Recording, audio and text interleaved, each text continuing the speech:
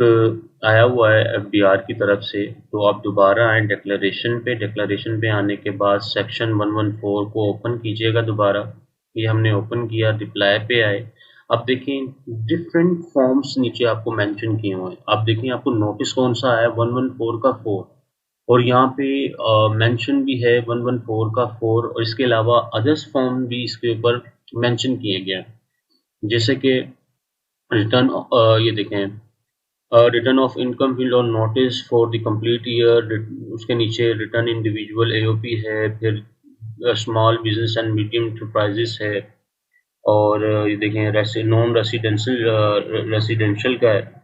तो हमने कौन सा फॉर्म सिलेक्ट करना है, सेक्शन 114 का 4 हमने सिलेक्ट कर देना है। ठीक है, हमने सिलेक्ट कर दिया और ये हमारे पास इस तरह फॉर्म ओपन हो जाएगा। अगर आप वहाँ से ट्राई करने की कोशिश करेंगे तो आप वहाँ से इसको ट्राई करने की कोशिश करेंगे डायरेक्ट नॉर्मल फॉर्म में आके, तो ये आपके पास फॉर्म ओपन नहीं होगा। ठीक है, तो चलें हम स्टार्ट करते हैं। ये तो हो गया कि हमने फॉर्म ये कहाँ से ओपन करना है और हम कैसे इसको सबमिट करेंगे। तो चलें हम स्टार्ट करते हैं कि अपने टैक्स ईयर 21 का हम रिटर्न फाइल कैसे करेंगे। ठीक है, देखें जी, हमने ये फॉर्म ओपन कर लिया है और हम सैलरीज पे हैं। देखें पे वेजेस एंड अदर अलाउंस वगैरह। तो हमने क्या करना है, हमने आना है पे वेजेस के अंदर आके हमारी जो सैलरी होगी, हमने टोटल अमाउंट सैलरी का पे वेजेस और अदर के अंदर आके हमने मेंशन कर देना है। 6,30,000 की हमारी टोटल सैलरीज है और इसके ऊपर जो हमारी एग्जम्प्टेड अमाउंट है वो 41,996 की अमाउंट है, तो इसको हमने कैलकुलेट कर देना है। तो टोटल नॉर्मल टैक्स में हमारी 588,004 की वैल्यू आ गई। ठीक है, ये हमारी नॉर्मल टैक्स की सैलरी आ गई, एग्जम्प्टेड 41,996 की है। ठीक है, फिर हमने क्या करना है, इसको करते हैं हम टैब को क्लोज।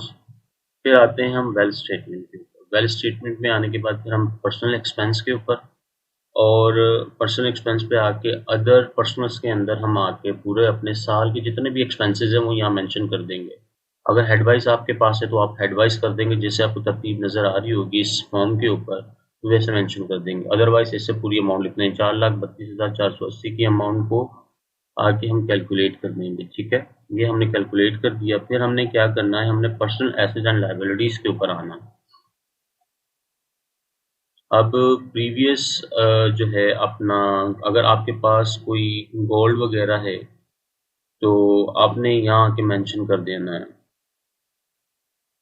ठीक है, ज्वेलरी वगैरह की अगर कोई भी है तो गोल्ड, और नीचे अगर चेन वगैरह कुछ भी है या सेट है जो भी है, आपने यहाँ आके लिख देना। तो यहाँ ये ज्वेलरी है तो हमने यहाँ ज्वेलरी मेंशन की, ओके कर दिया यहाँ पे आके, और जो अमाउंट आपके पास ज्वेलरी की है वो आपने यहाँ मेंशन कर देनी है। ठीक है, तो मेरे पास जो है ये 9,50,000 रुपये की है, तो इसको हम क्लिक कर देते हैं। फिर हाउस इफेक्ट के अंदर अगर आप जो वैल्यू आपके पास होगी आप यहाँ मेंशन कर देंगे। तो तकरीबन 2.5 लाख रुपए है हमारे पास, तो हम इसको कैलकुलेट कर देते हैं। इसके अलावा अगर कोई पर्सनल आइटम है आपके पास तो आप यहाँ मेंशन कर सकते हैं, कोई भी चीज़ हो सकती है। पर्सनल आइटम में 1.5 लाख रुपए है, हमने 1.5 लाख यहाँ मेंशन कर दिया। कैश, अगर बीसी वगैरह के पैसे हैं, जो कैश आपके पास पड़ा हुआ है, बीसी कहीं से आने वो भी यहाँ आप मेंशन कर देंगे। तो हम यहाँ पे 3.5 लाख रुपए लिख के कैलकुलेट कर देंगे इसको। ये हमने कैलकुलेट कर दिया यहाँ से इसको।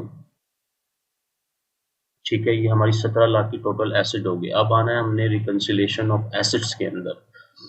ठीक है, रिकंसिलेशन एसेट्स के ऊपर आके देखिए, फर्स्ट टाइम हम अपनी रिटर्न फाइल करने जा रहे हैं तो प्रीवियस ईयर में हमारे पास कुछ भी नहीं आएगा। ठीक है, और टैक्स चार्जेबल के अंदर आके हम कंप्यूटेशन पे आते हैं और देखें हमारा 5,88,000 का नॉर्मल है, टोटल हमारा 6,30,000 की हमारी सैलरी थी।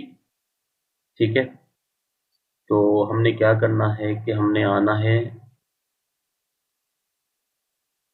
कंप्यूटेशन के ऊपर, और नॉर्मल सैलरी जो है इसको हमने कॉपी करना है। यहाँ आके हमने सब्जेक्ट टू नॉर्मल टैक्स के ऊपर आके हमने मेंशन कर देना है। इसी तरह हमने दोबारा आना है कंप्यूटेशन के ऊपर, जो हमारी एग्जम्प्टेड सैलरी है उसको कॉपी करेंगे।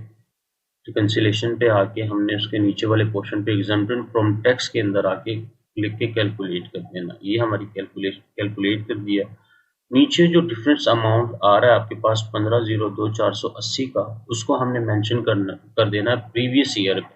ठीक है, प्रीवियस ईयर पे हमने आके इसको कैलकुलेट कर दिया, तो देखिए हमारा ये इनफ्लो और आउटफ्लो मैच हो गया। और यही जो 17 लाख है ये अगले साल का जाके प्रीवियस हो जाएगा। ठीक है, उसके बाद हमने क्या करना है, वेरिफिकेशन पे आना है। वेरिफिकेशन पे अगर आप पिन भूल गए हैं तो हमने आके यहाँ से पिन चेंज कर लेते हैं। ये हमने पिन चेंज कर ली यहाँ पे आके, और इसको हम कर देंगे ओके। ठीक है, अब आ जाते हैं दोबारा हम ड्राफ्ट पे, डिक्लेरेशन पे, इस फॉर्म को हम दोबारा एडिट कर देते हैं। ठीक है, अब आते हैं वेरिफिकेशन पे। वेरिफिकेशन पे आके इधर हमने अपना पिन लिख देना है। ठीक है, वेरीफाई कर दिया हमने। फिर हमने आना है एट्रीब्यूटेड के अंदर, और रेसिडेंशियल स्टेटस पे आके हमने क्या करना है, प्लस के बटन पर क्लिक करना है और रेसिडेंट क्लिक कर देना है। ठीक है, अगर नॉन रेसिडेंट होंगे तो नॉन रेसिडेंट क्लिक कर दीजिएगा। फिर आना है डेटा पे दोबारा से। दोबारा से आने के बाद एक बार चीज़ें चेक कर लें, कंप्यूटेशन पे हैं। देखिए हमारे पास हमारे पे टैक्स चार्ज नहीं हुआ। हमारी जो सैलरी थी वो एग्जम्प्टेड थी, यानी कि 6 लाख से ऊपर नहीं गई हमारी, क्योंकि बीच में हमारे पास एग्जम्पशन थी मेडिकल की, तो 5,88,000 की थी, तो हमारे पास कोई भी टैक्स चार्ज नहीं हुआ। ठीक है, अब आ जाते हैं, इसको बंद करके MIS रिपोर्ट पे आए और इसको पेमेंट डिटेल्स के अंदर, और टैक्स ईयर 21 हम फाइल कर रहे हैं, तो जुलाई 20 से लेके 1 जुलाई से लेके 30 जून 2021 तक जो है हम चेक कर लेंगे कोई हमारा टैक्स तो नहीं डिडक्ट हुआ किसी भी चीज़ पे। देखें हमारे पास कोई रिपोर्ट नहीं आ रही हमारी IRS के अकाउंट पे। ठीक है, तो हम दोबारा आके इस फॉर्म को एडिट करते हैं। एडिट करने के बाद हमने क्या करना है, सेव करना है। ठीक है, सेव करने के बाद हमने क्या करना है, इसको सबमिट कर देना है। चीज़ों को चेक करने के बाद, ठीक है, देखें 0 ही है। हम क्या किया, हमने इसको सबमिट कर दिया। ये फर्स्ट रिटर्न जो है हमारा सबमिट हो गया। कंप्लीट टास्क पे आएंगे दोबारा से हम, और डिक्लेरेशन पे, और ये देखेंगे हमारा नोटिस था वो 114 का, और उसके ऊपर हमारा जो रिटर्न है हमने फाइल कर दिया। इसको हम क्लिक करके व्यू कर लेते हैं और इसका प्रिंट आउट निकाल लेते हैं। ठीक है, ताकि सेव हो जाए। और ये देखें हमारे पास जो आ रहा है 17 लाख का हमारा एसिड है टैक्स।